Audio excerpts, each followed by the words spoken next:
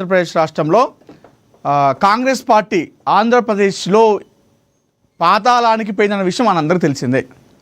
Yes, అది అవునన్నా కాదన్నా, ఎవరు ఒప్పుకున్నా ఒప్పుకోకపోయినా ఇది సత్యం. సో 2014 సమయంలో అప్పటి కేంద్ర ప్రభుత్వం తెలంగాణ రాష్ట్రాన్ని ప్రత్యేక రాష్ట్రాన్ని ఇచ్చి రాష్ట్రాన్ని విడగొట్టిందనే నేపథ్యంలో ఆంధ్రప్రదేశ్ ప్రజలు కాంగ్రెస్ పార్టీని వాళ్ళు అక్కడ పాతాళానికి తొక్కడం జరిగింది. అప్పటి నుండి ఇప్పటి వరకు ఏదైతే ఈ 10 సంవత్సరాల కాలంలో అక్కడ కాంగ్రెస్ పార్టీలో కనీసం డిపాజిట్లు కూడా రాని పరిస్థితి, ఏ ఎమ్మెల్యే నిల్చున్నా ఎంపీ నిల్చున్నా అక్కడ నిల్చోడానికి కూడా అభ్యర్థులు కూడా లేని పరిస్థితి ఉంది ఆంధ్రప్రదేశ్లో. అంతే ఇలాంటి నేపథ్యంలో అక్కడ కాంగ్రెస్ పార్టీని ఏ విధంగానైనా పుంజుకోవాలనే ఉద్దేశంతో ఆ తర్వాత వైఎస్ జగన్ చెల్లెలైనటువంటి షర్మిల ముందుగా వైఎస్ఆర్ టీపీ అని చెప్పేసి వైఎస్ఆర్ తెలంగాణ పార్టీ అని చెప్పేసి పార్టీ పెట్టిన తర్వాత మళ్ళీ కేంద్ర ప్రభుత్వం ఎవరైతే సోనియా గాంధీ రాహుల్ గాంధీ సో ఆంధ్రప్రదేశ్లో కాంగ్రెస్ పార్టీని ముందు వెళ్ళాలని చెప్పేసి ఉద్దేశంతో షర్మిలతోని సంప్రదింపులు జరిపి సో ఆ పార్టీని వైఎస్ఆర్ టీపీ పార్టీని కాంగ్రెస్ పార్టీలో విలీనం చేయించి ఈరోజు ఆంధ్రప్రదేశ్ రాష్ట్రానికి ఏపీపీసీసీ చీఫ్గా ఆమెను నియమించడం జరిగింది. అటు అన్నతో పోటీగా ఉంటూ ఇటు కాంగ్రెస్ పార్టీని ముందుకు తీసుకుపోయే విషయంలో తన పాత్ర పోషిస్తూ ఉంది ప్రస్తుతం ఆంధ్రప్రదేశ్లో. అయితే మరి ఇది సాధ్యం అవుతుందా? ఎందుకంటే అక్కడ టీడీపీ, జనసేన, వైఎస్ఆర్సీపీ ఈ మూడు కూడా ప్రధాన పార్టీలుగా ఉన్నాయి.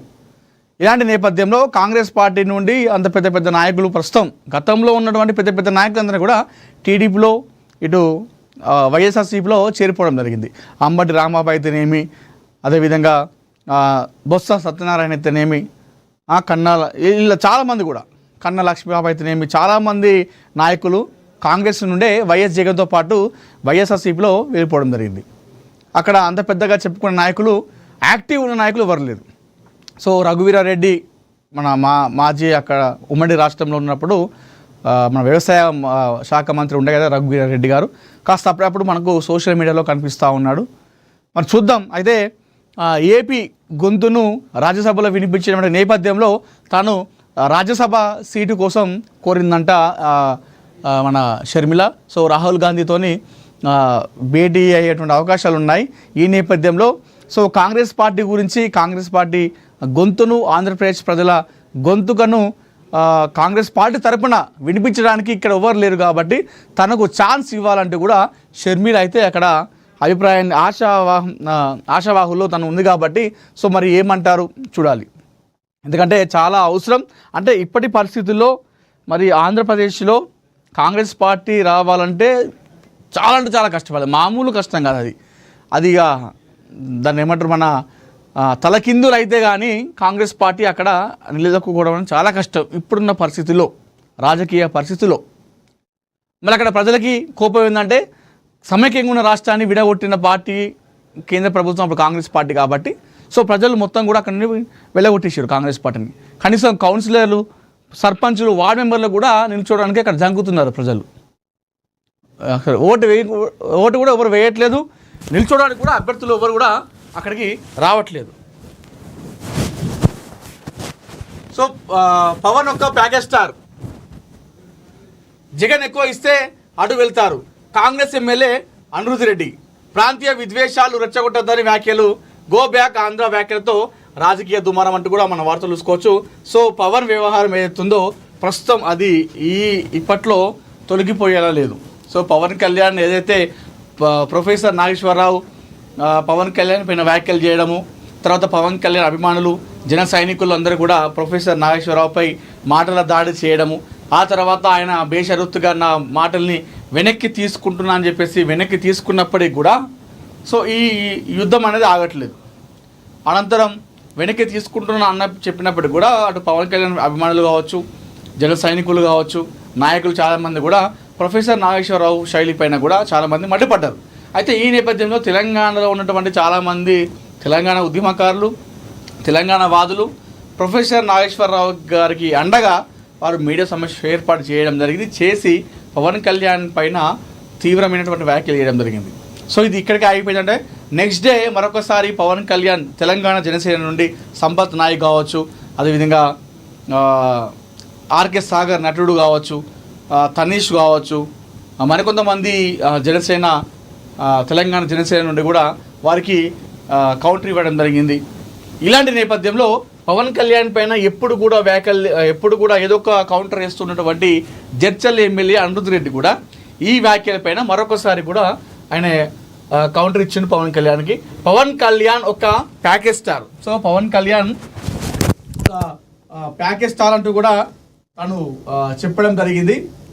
జగన్ ఎక్కువ ఇస్తే అటు వెళ్తారంటే జగన్ ఎక్కువ ప్యాకేజ్ ఇస్తే కూడా పవన్ కళ్యాణ్ అటు వెళ్తాడని చెప్పేసి కూడా చెప్పడం జరిగింది. సో కాంగ్రెస్ ఎమ్మెల్యే అనిరుద్ రెడ్డి ఈ వ్యాఖ్యలు చేసిండు. ప్రాంతీయ విద్వేషాలు రెచ్చగొట్టద్దు అని చెప్పేసి కూడా ఆయన చెప్పడం జరిగింది. గో బ్యాక్ ఆంధ్ర వ్యాఖ్యలతో రాజకీయ దుమారం అయితే ప్రస్తుతం అయితే రేపుతా ఉంది ఇక్కడ ఆంధ్రాలో. తెలంగాణలో ఉండాలంటే వీసా కావాలా? ఏపీ బీజేపీ నేత అక్కడ విష్ణువర్ధన్ రెడ్డి కూడా మనకు తీవ్రమైనటువంటి వ్యాఖ్యలు చేయడం జరిగింది. అదేవిధంగా ఎమ్మెల్యే షామిల్పై కేసు పెట్టాలని డిమాండ్. 5 కోట్ల మంది ఆంధ్రను అవమానించారన్న విష్ణువర్ధన్ రెడ్డి అని చెప్పేసి ఇక్కడ వార్త. అదే చెప్తున్నా కదా, ఈ వివాదం అయితే అస్సలు మగ్గట్లేదు, తగ్గట్లేదు. సో ఎవరికి వారే అన్నట్టుగా ఈ విషయం పైన అంటే ఇది ఎట్లా పోయిందంటే అటు ప్రొఫెసర్ నాగేశ్వరరావు పవన్ కళ్యాణ్ ఇద్దరి మధ్య ఉన్నటువంటి వివాదం ఇది తెలంగాణ వర్సెస్ ఆంధ్ర వివాదం లాగా తయారైంది ప్రస్తుతం. అటు ప్రొఫెసర్ నాగేశ్వరరావు అదేవిధంగా పవన్ కళ్యాణ్ ఇష్యూ అని చెప్పేసి మనం చెప్పుకోవచ్చు. సో చూద్దాం మరి ఎంత దూరం పోతుంది ఇది, ఎలా దీన్ని అదైతే అని చెప్పేసి చూడాలి. మరి దీనికి ఎక్కడ శుభం కార్డు పడుతుంది అని చెప్పేసి కూడా మనం ఒకసారి చూద్దాం. దీనిపైన మరి నాయకులు అయితే ఎవరు కూడా రెస్పాండ్ కాలేదు. మరికొంతమంది ఆంధ్రప్రదేశ్లో కొంతమంది నాయకులు తెలంగాణ పదం డిక్షనరీలో లేదు అని చెప్పేసి కొన్ని ఇష్టం వచ్చినట్టుగా మాట్లాడుతూ ఉన్నారు. దీనిపైన కూడా అటు తెలంగాణ ఆంధ్ర విషయాలు ఈ అన్ని దుమారం రేపుతా ఉన్నాయి ఈ మధ్య కాలంలో ఈ వ్యాఖ్యలన్నీ కూడా. సో మహా ఎఫెక్ట్ కొండాపూర్ సర్వే నెంబర్ 59 గల్లంతుపై మహా కథనానికి మహాస్పందన. ప్రభుత్వ భూమిలో నిర్మిస్తున్న 7 అంతస్తుల భవనం స్వాధీనం అంటూ ఇక్కడ మనకు ఒక వార్త చూస్తున్నాం. మహాపత్రికలో తేలుకుట్టిన దొంగల కబ్జాదారులు, మహాపత్రికకు జేజేలు పలికిన స్థానికులు, ప్రభుత్వ భూములు ఆక్రమిస్తే క్రిమినల్ కేసులు, తహసీల్దార్ మహిపాల్ రెడ్డి. సో మహాపత్రికలో ఏదైతే చెప్పాం కదా, మహాపత్రిక ఉన్నది సామాన్యుడి గొంతుగా. సో ఇది ఏ రాజకీయ పార్టీకో ఏ నాయకుడికో వత్తాసు పలికేటువంటి పత్రిక కాదు. సో సామాన్యుడు గొంతుగా అని చెప్పేసి మనం చెప్పుకోవచ్చు. ఇది మహాపత్రిక. సో ఏదైతే కొండాపూర్ సర్వే నెంబర్ 59 ఉందో దీనిపైన మహాస్పందన ఒక కథనాన్ని ప్రచారం చేసింది. సో ఈ నేపథ్యంలో స్పందన అయితే రావడం జరిగింది. అయితే ప్రభుత్వ భూమిలో నిర్మిస్తున్న 7 అంతస్తుల భవనాన్ని కూడా స్వాధీనం చేసుకోవడం జరిగింది ఇక్కడ అధికారులు అయితే. సో ఏదైతే మహాపత్రిక ఇచ్చినటువంటి ఈ కథనం తర్వాత అధికారులు చలనం వచ్చింది. చాలామంది కూడా అధికారులు దీని మీద స్పందించారు. సో మనం చూస్తూ ఉన్నాం మహాపత్రికలో ప్రతిరోజు కూడా ఇలాంటి కబ్జాదారుల భరతం పడుతుంది. మహాపత్రిక కబ్జా అంటే ఎక్కడైనా సరే తెలంగాణలో కావచ్చు, ఆంధ్రప్రదేశ్లో కావచ్చు, హైదరాబాద్లో కావచ్చు, ఎక్కడ ఏ మూలన కూడా కబ్జాదారుడి గుండెల్లో రైలు పరిగెత్తేస్తూ ఉంది మన మహాపత్రిక. ఎస్, ఎక్కడ ఎవరు కూడా కబ్జా పెట్టాలన్నా కూడా అక్కడ మహాపత్రిక ఉంటుంది, అక్కడ ఏఎన్ఎన్ ఛానల్ ఉంటుంది, అక్కడ వెళ్ళి కథనం మనం ప్రచారం చేస్తూ ఉన్నాం. ఇది ఒక్కటని కాదు, ఇలా చాలా కూడా మనం వెలికి తీసాము. చాలా విషయాలు కూడా మనం వెలికి తీసి చెప్పడం జరిగింది. ఇలాంటి విషయాలు కూడా మనం బయట పెట్టడం జరిగింది. సో మరొకసారి కొండాపూర్లో సర్వే నెంబర్ 59 గల్లంతుపై మనం కథనం ఇచ్చడం, ఆ కథనానికి స్పందన వచ్చింది. సో అక్కడ స్థానికులందరూ కూడా మహాపత్రికకు జేజేలు కొడుతూ ఉన్నారు, థ్యాంక్స్ చెప్తా ఉన్నారు. ఇలాంటి పత్రికలు ఉండాలి, ఇలాంటి ప్రజల గొంతుకను వినిపించేటువంటి వాయిస్లు, మన గొంతుకను, మన కష్టాలను, మన సమస్యను బయటికి తెలిపేటువంటి పత్రికలు రావాలి అంటూ కూడా చాలామంది స్థానికులు కోరుతూ ఉన్నారు. సో ఇది కొత్త కాదు. మన మహాపత్రిక గతంలో మనం ప్రతిరోజు కూడా ఇలాంటి కబ్జాదారులు ఎక్కడెక్కడ కబ్జాలు పెడుతున్నారు, ఎక్కడెక్కడ భూములను అక్రమంగా వాళ్ళు చెరబడుతున్నారనే విషయాలను కూడా మనం ప్రతిరోజు కూడా కథనాన్ని ప్రచారం చేస్తుంది మన మహాపత్రిక. అందులో భాగంగానే కొండాపూర్లో సర్వే నెంబర్ 59 దానిపైన చేసినటువంటి కథనానికి, మహాపత్రిక కథనానికి స్పందన వచ్చింది. సో ఆ భవనాన్ని స్వాధీనం చేసుకున్నారు అధికారులు. అక్కడ ఈ కథనం తర్వాత తేలుకుట్టిన దొంగల కబ్జాదారులు ప్రస్తుతం అయితే అక్కడ ఉన్నారు. సో మహాపత్రికకు జేజేలు కొడుతున్నారు స్థానికులు. ప్రభుత్వ భూములు ఆక్రమిస్తే క్రిమినల్ కేసులు పెడతామంటూ కూడా అక్కడ తహసీల్దార్ మహిపాల్ రెడ్డి అయితే చెప్పడం జరిగింది. సో మహాపత్రిక సామాన్యుడి గొంతుగా నిలుస్తూ ఉంది ప్రతిరోజు కూడా. SIR పై అలసత్వం వద్దు, కొందరు ఎమ్మెల్యేలు జమీందారుగా వ్యవహరిస్తున్నారు. నిన్న ఏదైతే రేవంత్ రెడ్డి గారు మాట్లాడిన మాట ఉందో, నిజంగా ఈ మాటలకు చాలామంది కార్యకర్తలు రెస్పాండ్ కావడం జరిగింది. చాలామంది కార్యకర్తలు కూడా అరే నిజంగా చెప్తా ఉన్నాడని చెప్పేసి, రేవంత్ రెడ్డి గారు కార్యకర్తల కష్టాన్ని తెలుసుకున్న నాయకుడు అని చెప్పేసి చాలామంది కార్యకర్తలు సోషల్ మీడియాలో పోస్టులు పెడతా ఉన్నారు. సో చాలామంది ఎమ్మెల్యేలు గెలిచిన తర్వాత ఎమ్మెల్యేలు వాళ్ళు ఏదో పైన ఊడిపడ్డట్టుగా చేస్తున్నారని చెప్పేసి ఆయన చెప్పడం జరిగింది. ఈ విషయాలపైన చాలామంది కార్యకర్తలు నిజంగానే ఒకనొక సందర్భంలో కాంగ్రెస్ పార్టీలో చదువుకున్న రోజులో అప్పుడు PCC చీఫ్ను కలవాలంటే కూడా అంత పెద్దగా ఏం ఉండేది కాదు. మనం కలవాలంటే జస్ట్ వెళ్ళి కలిసేవాళ్ళం, ఇంత పెద్ద ఏం ఉండేది కాదు. కానీ ఇప్పుడు ఎమ్మెల్యేని కలవాలంటే కూడా పెద్ద చాలా అది చేస్తూ ఉన్నారని చెప్పేసి ఈ ఏదైతే రేవంత్ రెడ్డి గారు మాట్లాడినాయో దీనికి వాళ్ళు పాజిటివ్గా స్పందిస్తూ ఉన్నారు చాలామంది కార్యకర్తలు. కాంగ్రెస్ నేతలకు సీఎం రేవంత్ క్లాస్, పార్టీ కోసం ప్రతి ఒక్కరూ కష్టపడాల్సిందే, సోషల్ మీడియాపై ఎమ్మెల్యేలు శిక్షణ పొందాలి, పార్లమెంట్ అసెంబ్లీ డివిజన్ల వారీగా కమిటీలు వేయాలని సూచన, ప్రతి రోజులకోసారి ఫీల్డ్కు వెళ్ళి కార్యకర్తలను కలుస్తా, ఇన్ఛార్జ్ మంత్రులు కూడా చేయాలి, కాంగ్రెస్ అనుకూల ఓట్లను తొలగించేందుకే ఈసీ కుట్ర, PCC chief Mahesh Kumar Goud. So ఇది మొత్తానికైతే కాంగ్రెస్ పార్టీ నాయకుల మధ్య సమన్వయం, కార్యకర్తలకు ఎలా రెస్పెక్ట్ ఇవ్వాలి, వాళ్ళ సమస్యలను ఎలా పరిష్కరించాలి, వాళ్ళని ఎలా రిసీవ్ చేసుకోవాలి, వచ్చే ఎన్నికల్లో కాంగ్రెస్ పార్టీని మరొకసారి అధికారంలోకి ఎలా తీసుకురావాలనేటువంటి నేపథ్యంలో కాంగ్రెస్ పార్టీ ఇప్పటి నుండే కసరత్తు చేస్తూ ఉంది.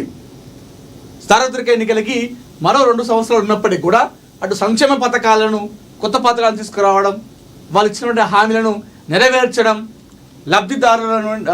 లబ్ధిదారులకు పథకాలు అందించే విషయంలో కాంగ్రెస్ పార్టీ అయితే అడుగులైతే వేస్తూ ఉంది. సో ఇక్కడ